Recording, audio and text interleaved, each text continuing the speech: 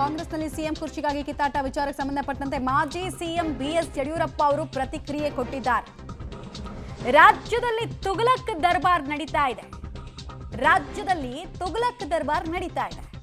ಯಾವುದೇ ಅಭಿವೃದ್ಧಿ ಕಾರ್ಯಗಳು ಆಗ್ತಾ ಇಲ್ಲ ಇಲ್ಲಿ ಅನ್ನೋದರ ಮೂಲಕ ಹುಚ್ಚುದರೆ ಆಡಳಿತ ನಡೆಸ್ತಾ ಇದ್ದಾರೆ ಅನ್ನೋದು ಯಡಿಯೂರಪ್ಪ ಅವರ ಮಾತಿನ ತಾತ್ಪರ್ಯ. ಸರ್ಕಾರಕ್ಕೆ ಜನ ಶಾಪ ಹಾಕ್ತಾ ಇದ್ದಾರೆ. ಯಾಕಂದ್ರೆ ಆಡಳಿತ ಅನ್ನೋದು ಸ್ತಬ್ಧ ಆಗಿದೆ. ಅಧಿಕಾರದ ದಾಹದ ಬಗ್ಗೆನೇ ಇವರೆಲ್ಲ ಕಿತ್ತಾಟದಲ್ಲಿ ಮುಳುಗೋಗಿದ್ದಾರೆ. ಇದು ಸರಿಯಲ್ಲ ಅಂತ ಅಸಮಾಧಾನವನ್ನು ವ್ಯಕ್ತಪಡಿಸಿದ್ದಾರೆ.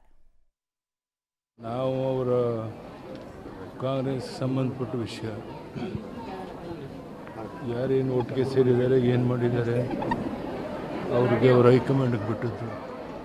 ನಾವು ಬಗ್ಗೆ ಯಾವುದೇ ರಿಯಾಕ್ಷನ್ ಕೊಡೋಕ್ಕೆ ಇಷ್ಟಪಡೋದಿಲ್ಲ. ಅದು ಅವ್ರಿಗೆ ಬಿಟ್ಟಂಥ ವಿಷಯ.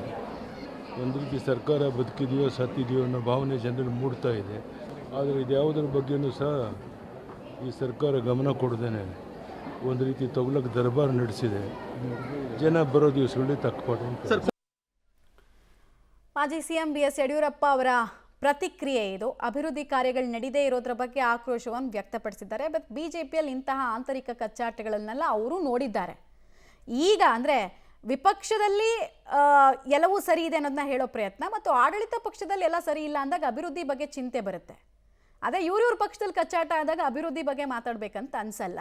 ವಿಪರ್ಯಾಸ ಅಂದ್ರೆ ಅದೇ. ರಾಜಕಾರಣಿಗಳು ಇರೋದೇ ಹಿಂಗೆ. ಕಾಳಜಿ, ಜನರ ಬಗ್ಗೆ ಕಾಳಜಿ ಯಾವಾಗ ಬರುತ್ತೆ ಅಂದರೆ ಅವ್ರ ಅಧಿಕಾರದಲ್ಲಿ ಇಲ್ಲದೆ ಇರಬೇಕಾದ್ರೆ.